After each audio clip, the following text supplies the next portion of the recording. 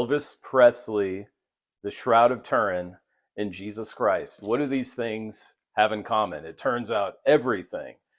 Elvis Presley is found dead. We actually just went past the 49-year anniversary of his death, August 16th, 1977. He's found pretty much dead at Graceland in his bathroom at 2:30 p.m. Central Time, local time. He's pronounced dead an hour later at 3:30 p.m. local time at the local Memphis hospital. But interestingly enough, found next to Elvis Presley's body in the bathroom in which he died was a book. And the book was about the Shroud of Turin. Elvis was interested his entire life in the Shroud of Turin, in the scriptures, in Jesus Christ. And guess what? I wanted to acquire the book that Elvis was holding when he died. And check out what just came in the mail. You know that I love artifacts.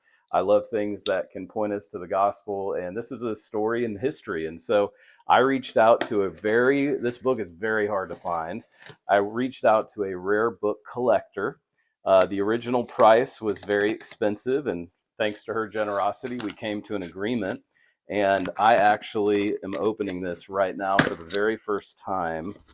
And I wanted this specific book because the book came out in 1972. Of course, I already mentioned that Elvis dies in 1977. I wanted the book autographed by the author. So that's what made it very, very rare. So it's packaged very nicely here, as you can see. I'm very interested to see how it comes. Here it is in bubble wrap. So you can see the box. This is how we acquire our artifacts. This is really cool, you guys. All right, so I'm going to be very careful here because, again, this book, I could only find 2 in the world for sale. But again, I wanted one autographed by the author. So this is a little bit of live show and tell. Elvis, fascinated by the shroud, loved Jesus. Wow, look at this, you guys. Okay, so the very first thing that pops out is, well, some interesting things about the bookstore and some bookmarks. Here it is, packaged. Now look at this. Wow, this is the book.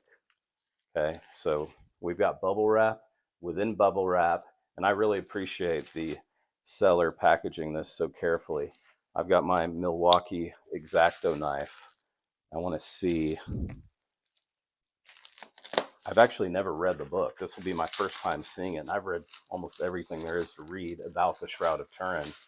Here we go. I'm going to be very gentle. It's not a substantial book, but it was obviously an impactful book. I mean, this is the thing as authors, we never know who we're impacting. I mean, did the author know Elvis would be reading this book ever? Did the author know Elvis would be reading this book at the moment he died in his bathroom? Fascinating. Here it is. I'm just going to open it like a, wow. Okay. Very interesting. The back of the book has nothing on it. This is the book that Elvis Presley was reading when he died, August 16, 1977, 49 years ago. Now, let's see here. I bought this and paid 4 digits because it's supposed to be autographed by the author. Notice that the title is A Scientific Search for the Face of Jesus.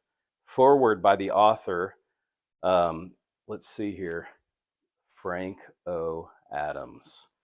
Look at this.